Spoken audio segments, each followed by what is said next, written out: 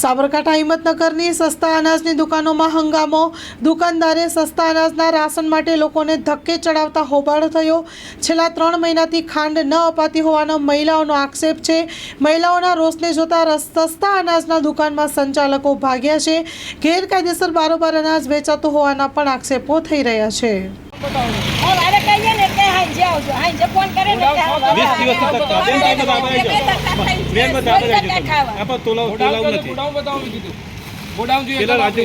રાજુભાઈ નામ છે ને એમનું?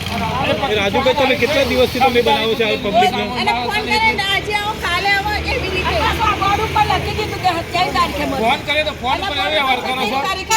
બોર્ડ બી જાતે ઉતારી દીધું, બોર્ડ બી એમને જાતે